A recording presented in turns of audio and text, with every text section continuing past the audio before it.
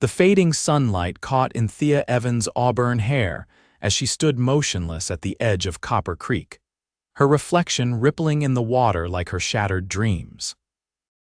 The year was 1878, and at 23, she had already been branded as the strange, silent girl of Willow Ridge, a fast-growing settlement in Wyoming territory where words were currency, and she had none to spend. Thea hadn't spoken a word since the fever took her voice at 16. The townsfolk called it hysteria, or worse, a curse. Her own family had gradually withdrawn from her, embarrassed by her condition, until last week when her father had finally declared he could no longer support a daughter who would never marry, never contribute. "You'll go to my cousin Martha in Silver Pass," he'd written on a slate for her to read. "She needs help with her boarding house." But Martha's telegram had arrived yesterday.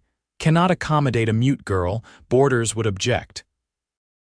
So here she stood, with nowhere to go, watching the sunset paint the western sky in colors she could not name aloud.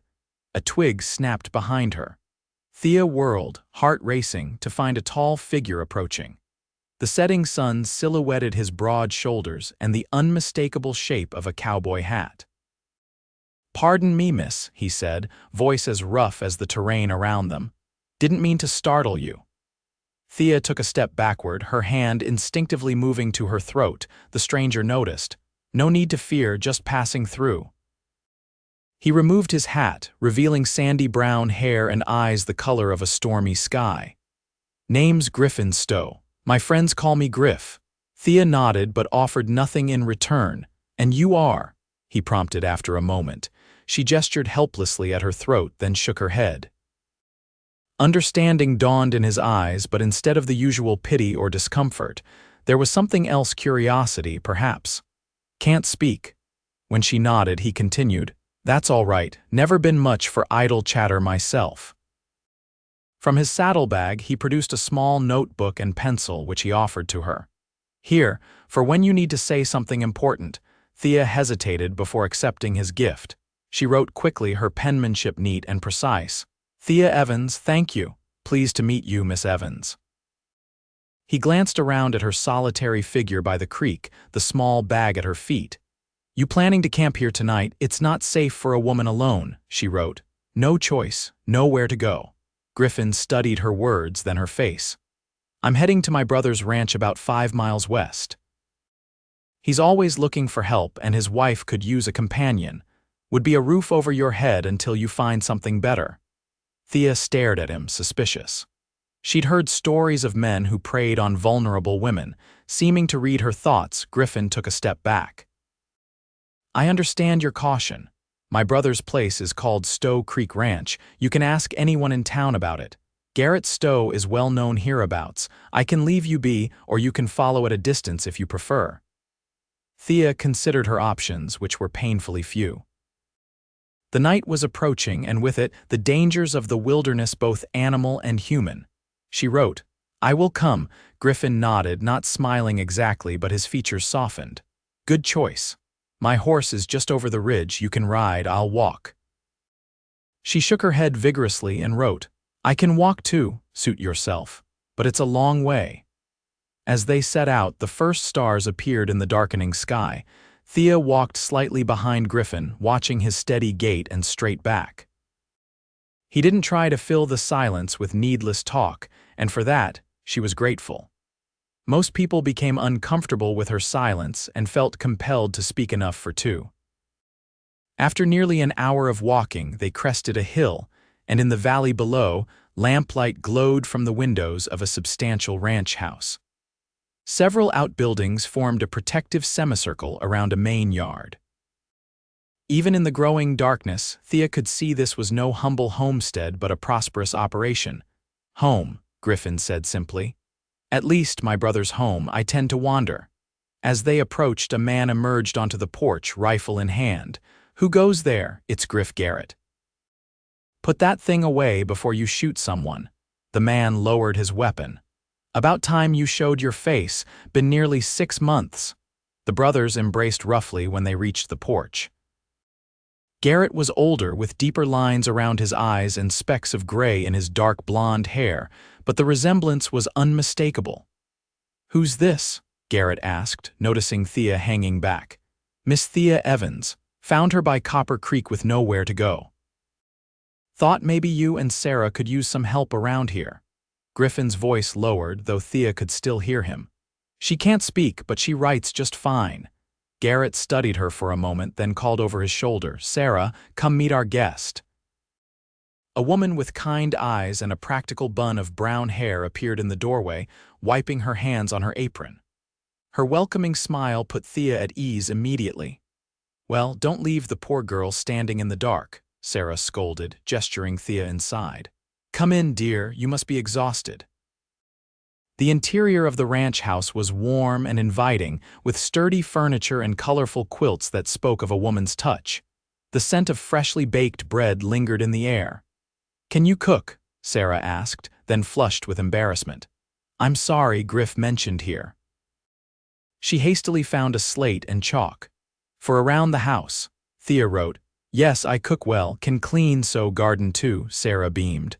"Wonderful, I've been praying for help. Running this house while expecting a baby has been quite the challenge."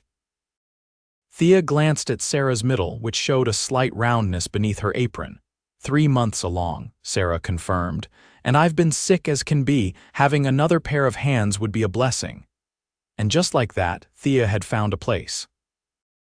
She was shown to a small but comfortable room off the kitchen, and for the first time in days, she felt the knot in her chest loosen slightly.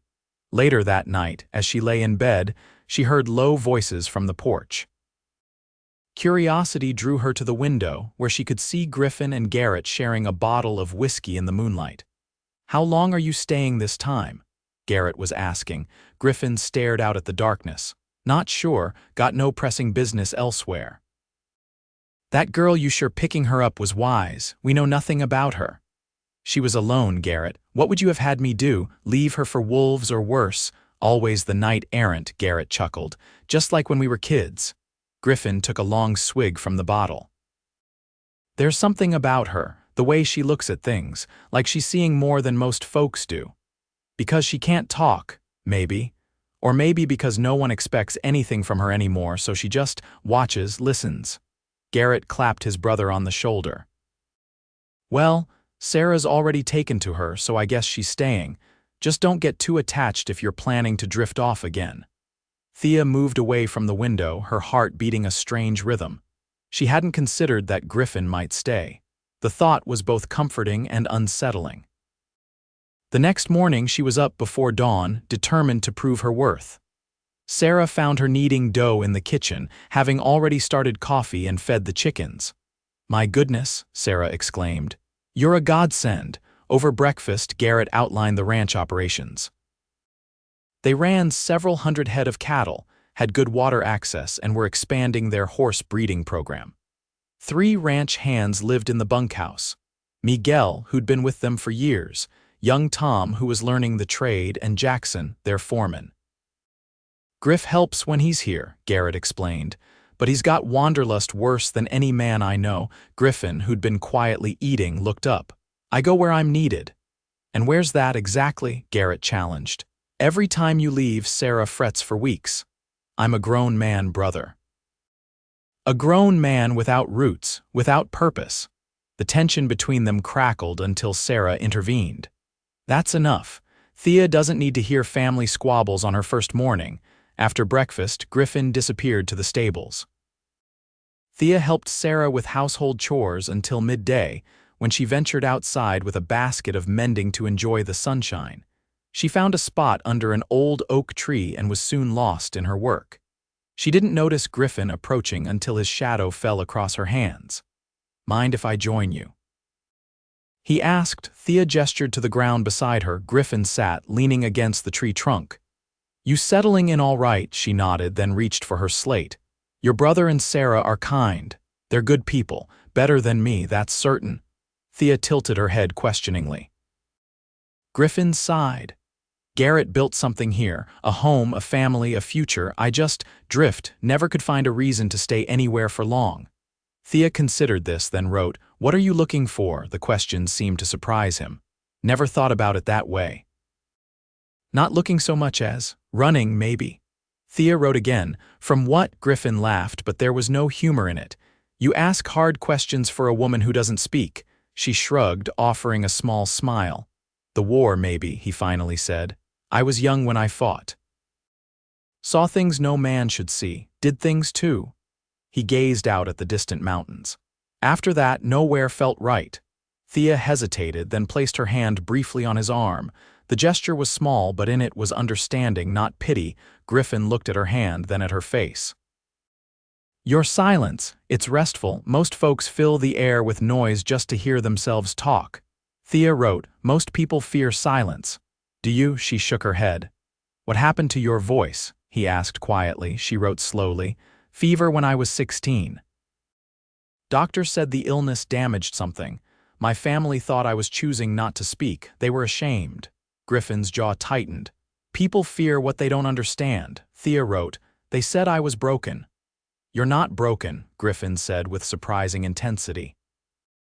You just speak differently than most. The words settled around her like a warm blanket. For years, she'd carried the weight of being less than. To have someone, a virtual stranger, declare her whole was unexpectedly overwhelming. Tears welled in her eyes. Griffin looked alarmed. I'm sorry, I didn't mean to upset you. She shook her head vigorously and wrote, no one has ever said that before. Their eyes met, and something shifted between them, a recognition, perhaps, of kindred spirits. Both outsiders in their own ways, both carrying silent burdens. Griff. Garrett's voice broke the moment. Need your help with that new stallion, Griffin stood reluctantly. Duty calls. I'll see you at supper, Miss Evans. As he walked away, Thea felt a curious lightness in her chest, as if a door long locked had creaked open just a fraction. The days fell into a pleasant rhythm. Thea proved invaluable to Sarah, taking over much of the household management as Sarah's pregnancy progressed. She found unexpected joy in being needed, in having her contributions acknowledged and appreciated. Griffin's presence was less predictable. Some days he worked from dawn till dusk alongside the ranch hands, coming in only for meals, mud splattered and exhausted. Other days he would disappear for hours, returning with a rabbit or wild turkey for the pot, or sometimes just with a distant look in his eyes. But he always sought her out, even if just for a few moments. He'd begun teaching her to play chess in the evenings, a game that required no words. Thea proved a quick study, to Griffin's delight and occasional frustration when she captured his queen. One evening, as they sat on the porch watching a spectacular sunset, Griffin said, You know, I've been thinking about what you wrote the other day about people fearing silence. Thea glanced at him questioningly. Most people talk because they're uncomfortable with what they might hear if they stopped, he continued. Their own thoughts, maybe, or the truth of things. Thea nodded slowly. But your silence, it's like a still pond, clear, true. He looked embarrassed suddenly. I'm not making sense. Thea touched his hand lightly and wrote on her slate. You are, keep going. Griffin took a deep breath. What I'm trying to say badly is that your silence isn't a lack of something. It's a presence all its own. She stared at him, eyes wide. Your silence is like a song, he said softly. One that most people don't know how to hear. Thea's heart pounded so loudly she was sure he could hear it. No one had ever seen her this way, as complete, as whole, as having something valuable to offer in her very silence. She wrote with trembling hands, Thank you for hearing me. Griffin's fingers brushed against hers as he took the slate, and neither pulled away. The touch was electric, alive with possibilities. The moment was broken by the sound of approaching hooves. Griffin stood abruptly, hand moving to his gun belt, expecting anyone. He called to Garrett, who had emerged from the barn. No, Garrett replied, also reaching for his weapon. A rider appeared, silhouetted against the darkening sky. That's Jackson, Garrett said, relaxing. Must be back from town. Jackson, the ranch foreman, dismounted with urgency. Mr. Stowe, there's trouble brewing. Cattlemen's Association called an emergency meeting. Old man Harker's place was hit last night. Cattle rustled. 2 hands killed, Garrett swore under his breath. That's the 3rd raid this month. What's the plan? They're forming a posse. Heading out at first light to track the gang, they're asking every ranch to send men. Griffin stepped forward. I'll go, Garrett nodded grimly. We both will. Jackson, you'll stay and keep things running here. Thea watched the men make plans, a cold fear settling in her stomach. She'd heard stories of these posses, how they sometimes didn't return or returned with fewer men than had left. Later, as Sarah helped the men prepare, Thea pulled Griffin aside and wrote urgently, "Be careful." The corner of his mouth lifted in a half smile. "Always am." She shook her head, frustrated by the inadequacy of written words to convey the depth of her concern. Impulsively, she reached up and touched his cheek, letting her eyes speak what her voice and pencil could not. Griffin caught her hand, holding it against his face for a moment. "I'll come back," he promised. "We have an unfinished chess game, remember?" The next morning, as gray light seeped into the eastern sky, the men rode out. Thea stood on the porch long after they had disappeared from sight, an inexplicable dread weighing on her. Sarah joined her, slipping an arm around her waist. "They'll be all right," she said, though her voice lacked conviction. The days that followed were tense with waiting. Thea threw herself into work, helping Sarah, tending the garden, even assisting Jackson with tasks around the ranch when extra hands were needed. At night, she sat by the window, staring at the moon and wondering if Griffin was looking at it too, wherever he was. On the fourth day, a young boy from town brought news. The posse had tracked the rustlers to a canyon near the territorial border. There had been a gunfight. 2 of the posse were confirmed dead, several wounded. The rustlers had escaped into the mountains. "What about my husband, Griffin Stowe?" Sarah asked, her face pale. The boy shook his head. "Don't know, madam, just know that some of them are still tracking the gang, others bringing back the injured." That night, Sarah wept in Thea's arms. "I can't lose him," she sobbed, "not with the baby coming." Thea stroked her hair, wishing desperately that she could offer words of comfort. Instead, she held Sarah until the exhausted woman fell into an uneasy sleep. On the morning of the 6th day, Thea was hanging laundry when she heard a shout from Jackson. "Riders coming." She dropped the wet sheet and ran to the front of the house, her heart in her throat. 3 horses approached slowly. On the first, Garrett slumped forward, his shirt dark with dried blood. Behind him, a man Thea didn't recognize was helping to keep him upright. And on the 3rd horse, Griffin sat straight-backed but pale, his left arm bound in a makeshift sling. "Sarah," Jackson yelled toward the house. "They're back!" Sarah burst onto the porch, one hand on her belly, the other covering her mouth when she saw her husband. "He's alive," Griffin called to her. Bullet went clean through his shoulder. Doc Simmons in town patched him up. The men helped Garrett into the house and onto the bed, where Sarah immediately began tending to him, tears streaming silently down her face. Griffin watched from the doorway, his own pain evident in the tightness around his eyes. When he finally stepped away, Thea was waiting in the hallway. She reached for him instinctively, careful of his wounded arm. "I'm all right," he assured her. "Just a graze." But when she guided him to a chair in the kitchen and unwrapped the bandage, she could see it was more than that. The bullet had carved a deep furrow across his upper arm. The wound was red and angry. Thea set water to boil and gathered clean cloths. Griffin watched her move around the kitchen, his eyes never leaving her. "We got most of them," he said as she cleaned his wound. "The leaders got away, but they won't be back in this territory." Thea nodded, her touch gentle as she applied a salve Sarah had made from herbs. "One of the rustlers had you in his sights," Griffin continued, his voice hollow. "Garrett took the bullet meant for me." He closed his eyes briefly. "My big brother, still protecting me after all these years." Thea squeezed his good hand. "When I saw him fall, I thought," Griffin's voice broke. "I thought I'd lost my chance to ever make things right between us. All those years wasted, running from the past instead of building a future." Thea picked up her slate and wrote, "It's not too late." Griffin stared at the words, then at her face. "No," he said slowly, "I suppose it isn't." That night, after ensuring both injured men were resting comfortably, Thea stepped outside for a moment of solitude. The moon was nearly full, casting silver light across the ranch yard. She heard the door open behind her and turned to see Griffin, his arm properly bandaged now, stepping onto the porch. "Couldn't sleep," he explained. "Too much going through my mind." Thea nodded in understanding. "When we were out there, tracking those men," Griffin said, "all I could think about was getting back here, not just to the ranch or to Garrett and Sarah." His eyes found hers in the moonlight. "To you," Thea's breath caught. "I've been drifting all my life," Griffin continued, moving closer to her. "Never found a reason to put down roots, but these past weeks, watching you build a place for yourself here, seeing how you face each day with such quiet strength." He shook his head in wonder. "It's made me question everything." Thea reached for her slate, but Griffin gently took it from her hands and set it aside. "You don't need that right now," he said softly.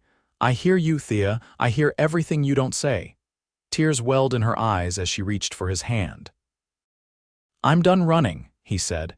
"If you'll have me, I'd like to stay here, with you." Thea's answer was in her eyes, in the way she stepped into his embrace, in the tears that fell freely now. Griffin held her with his good arm, his lips finding her forehead, her temple, and finally her mouth in a kiss that promised new beginnings. As autumn turned to winter, the Stowe Creek Ranch settled into a new normal. Garrett recovered slowly but steadily, and Sarah's pregnancy progressed without complications. Griffin took on more responsibility, working alongside his brother with a newfound sense of purpose. Thea continued to run the household, but now there was a different quality to her presence, a confidence, a certainty of belonging. She and Griffin spent their evenings together, sometimes with books or chess, often just sitting close, communicating in the language they had created together. They were married on a crisp December morning, with only the family and ranch hands as witnesses. Thea wore a simple blue dress that Sarah had helped her make, with winter holly in her hair. Griffin stood tall and proud in his best shirt, the scar on his arm a reminder of the journey that had brought them together. When the preacher asked for their vows, Griffin spoke for both of them. "Thea and I don't need many words between us," he said, looking into her eyes. "We've found something rare, a silence that speaks volumes. I promise to listen to that silence, to honor it, and to love the woman who has taught me that sometimes the most profound truths are unspoken." Thea's eyes shimmered with tears as she placed a folded paper in his hands, her vows, written the night before. Griffin read them aloud, his voice steady but filled with emotion. "I was cast aside for my silence, but you heard music where others heard nothing. You gave me a voice when you learned to listen with your heart. I promise to share this silence with you, to fill it with love and understanding, to make it our song for all our days." There wasn't a dry eye in the room when Griffin kissed his bride, sealing their promises with tender certainty. 2 months later, Sarah gave birth to a healthy baby girl, whom they named Grace. Thea was by her side throughout the difficult labor, her calm presence a comfort to the anxious new mother. As spring returned to the Wyoming territory, bringing new life and new beginnings, Thea and Griffin stood on the porch of their own small cabin, built on Stowe land not far from the main house. Griffin had insisted on building it himself, with help from the ranch hands, a home for their future. "I got a letter from the land office today," Griffin said, his arm around her waist. "The west pasture is officially ours. We can start breeding those horses come summer." Thea smiled up at him, happiness radiating from her face. "Garrett says we could have 100 head in 5 years if we're smart about it." He looked out at the land that was now theirs. "Never thought I'd be planning that far ahead." Thea reached for her slate, which was always nearby. "Never thought I'd have a future worth planning for." Griffin turned to her, brushing a strand of hair from her face. "You know, when I found you by that creek, I thought I was helping you." He shook his head. "Turns out you were saving me," she wrote. "We saved each other." As the sun began to set, painting the sky in brilliant oranges and purples, Griffin pulled her close. "Listen," he whispered. Thea gave him a questioning look. "To the silence," he explained. "It's beautiful." And it was filled with the rustle of new leaves, the distant lowing of cattle, the whisper of the breeze, and the steady rhythm of two hearts that had found their home in each other. In that moment, Thea knew that her silence had finally been understood for what it truly was: not an absence, but a presence. Not a flaw, but a gift. And in Griffin, she had found the one person who could hear the music in her stillness. Their story, like their love, would be written not in words spoken aloud, but in moments shared, in understanding glances, in tender touches, and in the profound eloquence of silence itself.